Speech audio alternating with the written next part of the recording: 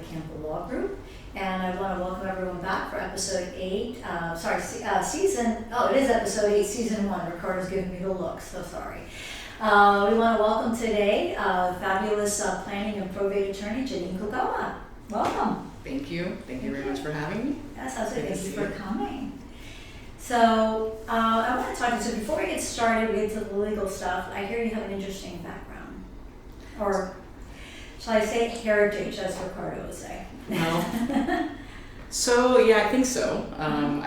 I would call myself the Miami potpourri. I don't really call myself a Miami mud because potpourri sounds better, but you know, I am, I guess, what epitomizes Miami culture. My mother is Colombian. She came here when she was 29 years old, and my father was Polish, from Philadelphia. So, oh, wow.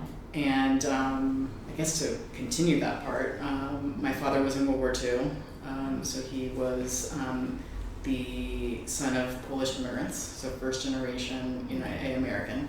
And after World War II, he was able to, on the GI Bill, went to school. And my mom also came here after going to law school for a couple of years in Cali, Colombia. And she decided that she wanted to live the American life and to have a different life than what was probably expected of her in Colombia. So she came all by herself at 29 with savings in her hand, and took a year of English and ended up working as a paralegal here in Miami. And then my parents ended up meeting each other, and here I am.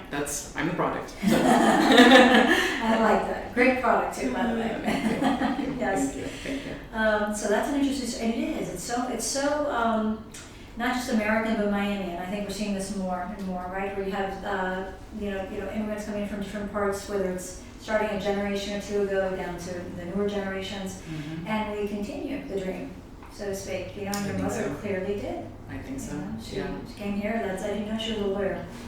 She did 2 years of law school, and she worked for a magistrate, an appellate judge in Colombia. And then she's like, no, I think I want to try something else. But she, I'm basically living. I lived her. I accomplished what she wanted to accomplish. That's what I was going to say. I was going to say the lawyer. That's where law comes from, I guess. Yes, yeah, the legal background. So talk to me a little bit about probate. A lot of people don't know exactly what probate is. So I'm glad you're asking that question. A lot of people have, I guess, preconceived notions, what they've heard, what they've read on the internet, and whatnot. So I with the planning side, I do estate planning and probate. So the estate planning side is really the way to try to avoid probate. So what's probate? The court supervised proceeding in the probate division of the courthouse, of the court, and it. That proceeding, you appoint a personal representative to deal with the decedent's assets. That person collects the assets, pays any debts to the decedent prior to death, and also distributes the assets to beneficiaries. Okay. But I guess the court's there also to sort of make sure the will is, if someone wants to contest the will or something of that nature, that's where you usually do it, right? In probate court and right. So there's the administrative, that's the administrative, the formal summary. Those are the two types of probates. If it becomes a litigation matter, then that's it becomes an adversarial proceeding within the probate court. But I don't do that side. I let my partners do that. So I do the administrative, the probate side. Gotcha.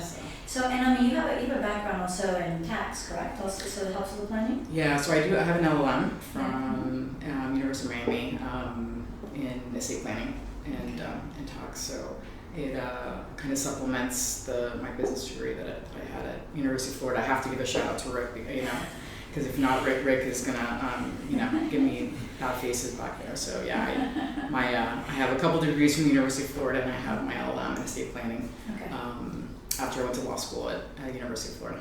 Okay, wonderful. So, and I think there's a misconception about estate planning. Of course, like you said, estate planning is there to avoid potentially probate, which can be rather expensive, timely, just overall difficult, correct? Yes. Yeah, so estate planning, people think they have a misconception that estate planning is just for rich people.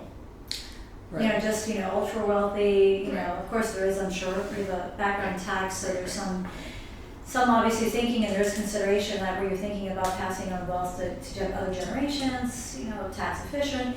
But I mean, is that, do you agree with that? Is it just for the ultra wealthy? It's not. It's everyone should at least have simple, you know, the basic documents, just depending on, you know, what your assets are and what your family situation is.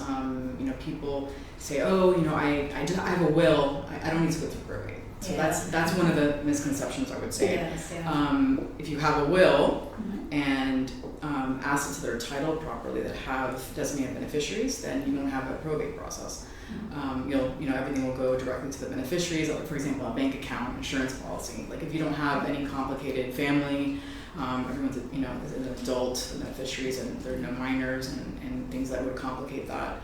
You can, you know, do a simple will with designated beneficiaries. And even if you do have a minor child, there's, you know, UTMA accounts that can be set up, you know, to transfer a minor's account, but keep in mind people are a little bit surprised because you can get them at 18 or 21, depending the beneficiaries. So if you have, you know, $1 million in an account, you know, that you don't want your 18-year-old or 21-year-old. Correct, to receive that money, you know, outright. Yes. That's, you know, where you want to have maybe trusts set up right, for them. Control the purse strings a little bit. Correct, right. So a trustee would be able to control, you know, the distributions to, you know, to kids who have, you know, asset protection issues that went through divorce, creditors, drugs, you know, things like that. Because, you know, unfortunately, families are not perfect. No. You know, I deal with, you know, I really, you know, a part of the estate planning process is really getting to know the families. You know, a lot of them are blended families now, you know, second marriages, kids from, you know, prior marriages and mutual, you know, kids with current spouses and things like that, and, you know, getting to know the, you know, the kids and how old they are and, you know, what their issues are, if they have, you know, creditor issues, divorce issues, special needs issues, you know, things like that need to be planned for. Right, planned for. Yes, and it's really important because if not, it can wreak havoc, correct? I mean, like you said, UTMA, the child can get potentially the money at 18 or 21. Right. That's not always a good thing. We don't realize that. I think we think, okay, let's just put money aside for our child. And, so a trust allows you to set up those who's going to make the decisions, make sure the child's taken care of his basic needs, and it can avoid, of course, creditor issues by avoiding distributing to the child potentially if they have it. So I think it's so important for, you know, I think people think you have to have millions and millions of dollars to do this stuff, and it doesn't, not necessary. Especially if you have a special needs child also, they may not know how to enforce their rights or know what to do if something should happen. And if it's not said, maybe that child needs more money than another child that might be able to, as a, you know, as a career. And not only that, is they're receiving government benefits. They have to receive that money in trust, or they potentially could be disqualified from the government benefits. Wow, okay, that's a very important fact as well, I think, yes. So, y tú hablas español, ¿verdad? Yo hablo español. Okay, I know, you're looking at two very American looking girls. I had to throw the Spanish out. So. La mitad colombiana, obviamente. Mi madre no me iba a dejar sin hablar español. Right, Rick? Sí, so así quería que supiera, porque I know you're probably thinking, no, but, you know, my Hispanic friends or Hispanic friends, she can help you as well. I do cater to a large Spanish-speaking population here, so, and obviously Miami, so I do, that's kind of how I differentiate myself also. Yes, a lot of the attorneys, the estate planning attorneys don't speak Spanish. Don't speak Spanish, and it's hard without that communication, that connection with someone, right? In their language, potentially they don't feel as comfortable in English. So I found that also helps too. When I, you know, I don't know how many times I'm sitting there and they're like, you know, they pass speak to a lawyer, I get on the phone, and Sophia will say, oh yeah, here's Regina Campbell, and they're on the phone, they're like, I speak Spanish? And I'm like, sí, they're like, oh, gracias. I have the same thing. I have the same thing. I mean, you know, when I the referrals that I do get from other attorneys saying, sí, ella habla español, no hay problema. Yes. So it is important, you know, to be able to speak someone's language and to be able to understand. I think just makes you feel more comfortable. You know, a lot of the time they do speak English too. So it, you know, but they do prefer to speak in Spanish. And I think understanding some cultural, some history and background understanding of where they're coming from does help as well. So having that Latino background, I think, does help. For sure. Yep. And you know, so I think also I know you had Well, let's start first, let's talk a little bit about post-COVID, because that is a very interesting sort of topic to figure out. How is the probate world in post-COVID? What has COVID done to it? So I think it's a good thing, because before in the probate court we had to actually physically go. Now it's more towards, during COVID with Zoom hearings, if we did have to have hearings. In the administrative side, it's all done, online. You basically e-file everything, and I haven't had to go to the courthouse for anything really. And unless you have a contested hearing, then but even then, a lot of it's still done by Zoom or by remote. Obviously, the courthouse is opened up now, so there is some in-person hearings that are happening. Do you see more people interested in doing wills now, or some kind of planning? So during COVID, I think was my busiest year I think I've had yet, because it really either people had someone pass away from COVID, and it really hit home to people that there's a risk there. I'm like, I have kids, I have to take care, make sure that they're provided for. Both parents pass away. And just being what I call responsible adults. So I always congratulate people when people sign their documents. I'm like, how do you feel? Do you feel good? You feel like a responsible adult now? So, and they feel relief. They feel a sense of relief when they sign their documents. And I can only imagine even during COVID even more so. When people were worried about older parents that might have had difficulty, it's even more concerning. Correct. Especially when they were at a distance, and then who takes care of them, power of attorneys. Right. I often Exactly. I send to you my stuff on planning and probate and so forth. But so many times the first question is Regina, my husband is really, his memory is going really bad. We need to hurry up and do these documents. And it's like, well, wait a minute. You have to make sure that he has the ability to understand them. Correct. If he's lost competency to that extent, there's an issue. Right. So people are always surprised to hear that. Right. But I think COVID made people kind of think about these things more acutely. Yeah, and it's the basic estate planning document, the will, or revocable trust that comes in. It is appropriate for most people. It just depends on your scenario. And it's also disability documents that you touched upon. So those are the incapacity documents. What if I'm it's death and it's also incapacity while you're still alive. Yeah. So the power of attorney does that. Who's the person that can step into your shoes to deal with your affairs while you're still alive? Healthcare surrogate designation. Who is the person that can sign the consent for medical procedures in the hospital? The living will, also the same thing, is affiliated with the healthcare surrogate, is the pull the plug document that if these are the things that I do not want. If I'm in a vegetative state, end stage, disease, that's what do I not want to have done to me medically, right? Yes. So no feeding to, just no resuscitation. Correct. Exactly right. Yeah. Exactly right. Yeah. So. And it's scary stuff, but I always think it's better. It's scary for parents and people to think about it, but imagine how scary it is for your children or someone else or your sister or someone that knows you to have to make these decisions not knowing how you feel. Right. Because it's just at least better that way you can. Right. This is what I would like you to do. I'm taking the decision somewhat out of your hands. So you're worried about feeling guilty. One child may say leave him on the tube, leave mom on the tubes. The other child's like, no, she's suffering. This is worse. And then in which case you give them some direction. Right. And I've had to deal with this personally with my father. My mother's 91, and so most people come to me. They're like, "Oh, this is what I've dealt with my family. Please, I want to make sure that I don't have the same situation happen to me. My parents never, signed documents, and I'm in this situation now where I don't know what they wanted. So it makes everything easier, because then it's in this is what I want, this is what I don't want, and so it's on paper. And you don't have to worry about siblings fighting about it. Correct. Either, right. Right. So, because that's the other thing is, what if you do have children, one, that don't get along, or two, that just think differently.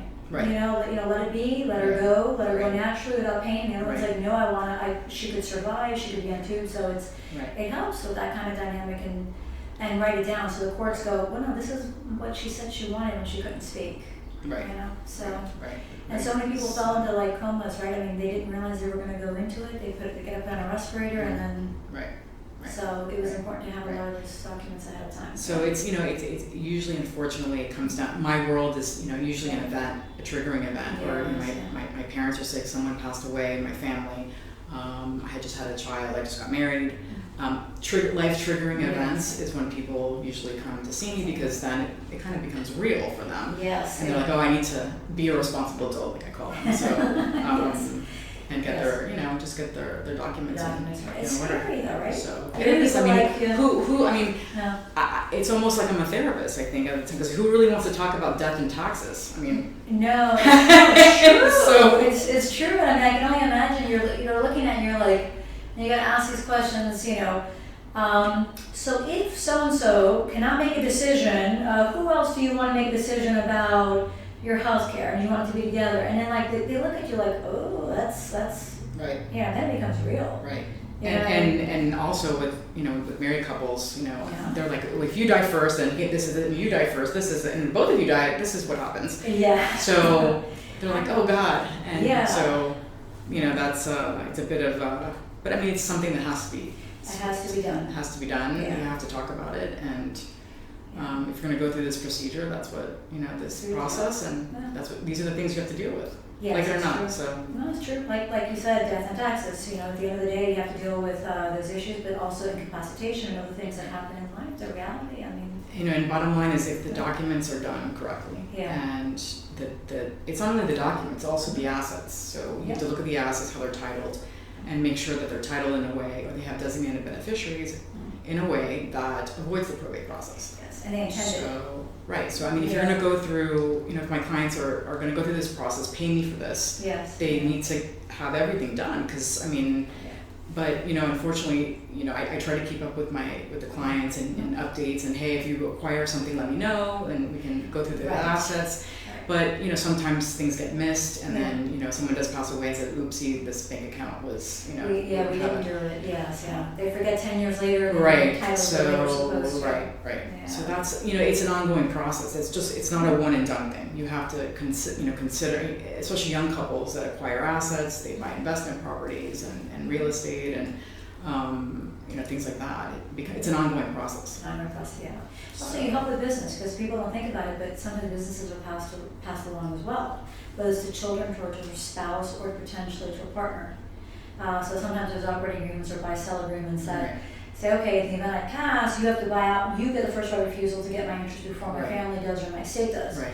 Only because maybe that partner doesn't want business family with members to be partners, and so it's usually a liquidity event. So so their estate gets so you money. can plan on that. Right. Because that could take planning. Otherwise, the business doesn't have the capital, or they don't have the capacity. That's usually done through insurance and things like that. So you can help with all that. Yes. Okay, wonderful to know. We're gonna put the name and information down. Well, we know that Janine Kucaba. We're gonna give you her information to call her if you need any assistance. So also, you were talking a little bit before about your father, and I know that he had Parkinson's, correct? He had Parkinson's for about 10 years. 10 years. Yeah. And you were involved with the foundation, weren't you? I was. I've gotten a little busy, so I haven't been able to go back to that. But it's a wonderful organization. Nationwide, they have moving day events every year where they raise money, and it's a walk to raise money for the Parkinson's. And I think they've actually done good stuff with the money, right? I think they've come up with some new, I guess not new testing, but new medicine, new things that are helping. Yeah, new procedures. New procedures, surgeries in the brain, things like that. I forgot what exactly they're called. It's called now, but it works. What I've been able to read about it's working. It works pretty well.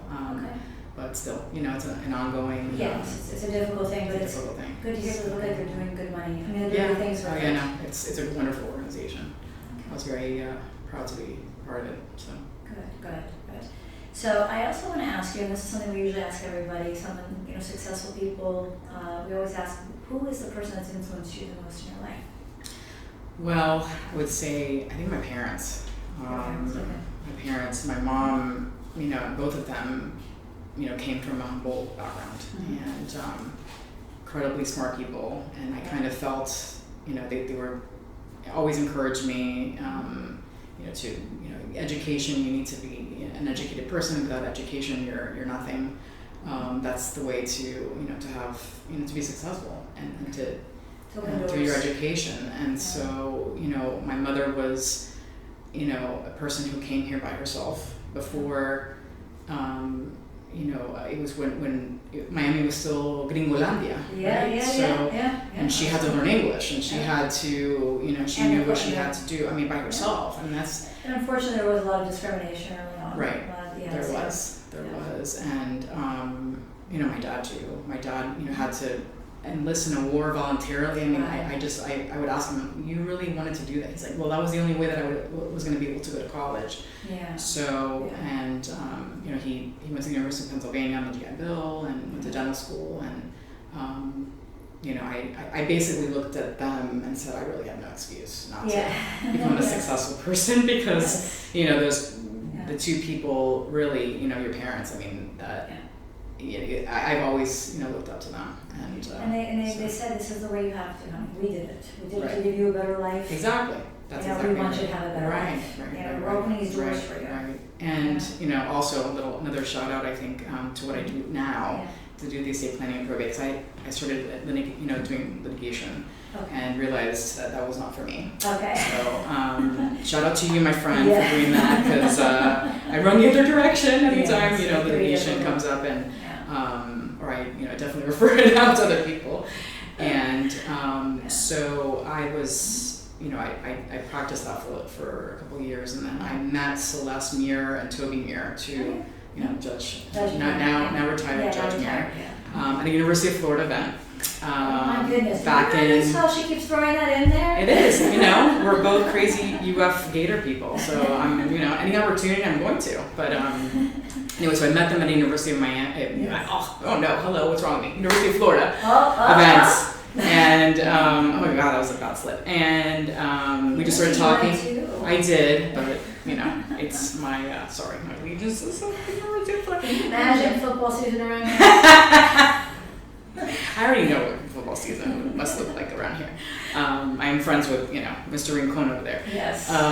So, Judge Muir had a litigation background, and she said, hey, I was telling her that I wasn't, it probably wasn't for me. I was looking kind of to do something else, and I was open, looking to see what, I was so young, and so I wanted to explore some possibilities. Yes. And she mentioned, hey, look into doing estate planning. If you like math, it's kind of, all right, I like math. And so, try the estate planning program at UM, or, go back to the University of Florida. They have a great tax program. So I had looked into that when my father was very sick, so I really couldn't leave to go to Gainesville for even a year. So I ended up staying at UM, but UM was a wonderful program, and it opened doors for me, and gave me a good fundamental understanding of estate planning, tax, and probate. So. And that's unusual. There's not a lot. I know a lot of people do planning and stuff like that to combine it with the masters in tax. I think that's a really important thing as well, because you can help people go beyond that when they do have those tax. Take into consideration how to transfer assets. So that's the other thing. Like, a lot of people don't really realize how tax based it is. It's estate tax, gift tax, and income tax issues, and so it definitely comes in handy as far as being able to go, to get into and give the clients a better understanding of those implications. Yes, and maybe decision making, especially companies too. I think there's something more complicated, and maybe you're deferring. We do a lot of, we have to have an understanding of the tax base, but we do work with the CPAs. For the clients to, to do. You have to be able to draft that tax. Right. Correct. In the right. Yes. Gotcha.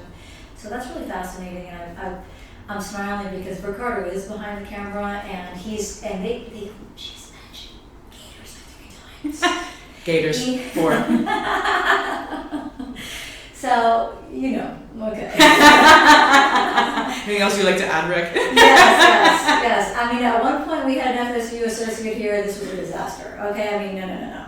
Because they would just fight, and they would fight, and they joke. So, between Gators and FSU, and that whenever they would play. Right. Not often, though, right? No, well, actually, they do play often. They do play often. UM is the one. Yeah, I'm thinking of UM. Yeah, UM. And I'm just like, they were just Yeah. Well, this year is probably going to be Well, it's going to be an interesting football season, so Okay, well, that's I think we have to be a little humble this year. So we'll see what happens, and FSU is going to have to be humble for the foreseeable future. Notice how they have to be humble, but so does FSU too. These guys are awesome. They have so much fervor with, forget about it. Yes. But I admire that. You guys are definitely very proud of do. your school and everything, and your football team. We are. So I want to thank you so much for coming today. It was a pleasure to have you, and it's such a pleasure to get more information about different areas of law. And you bring such a knowledge and experience about probate law, and a simple explanation for people to understand why it is important. And about yourself too. Thank you. I love having Thank you. I love having Latinas here too Of with course. MBA, and everyone to Thank show you. where they come from, how this happens. Yeah. Does, And it's important to support each other too. Yes, absolutely. And I think it's so important for people to see that we all come from different backgrounds, and certain things are still so possible. We just have to set our mind to it. Exactly. Well, thank you for having me. Thank you for coming. Pleasure as always. Yes, thank you. So we want to encourage everyone, hopefully you like this podcast. We're going to post Janine's information if you'd like to get a hold of her. Also, we encourage everyone to follow some of the social media accounts, to become a subscriber to our podcast and Apple Podcasts. I think it's also, no, it's just Apple Podcasts so far, and Buzzsprout are available. You can become subscribers there. That'd be great. We are going to come on hopefully to Spotify and other platforms shortly. And I want to thank you again. Hope you have a wonderful day. Please come back and join us for our next podcast. Thank you.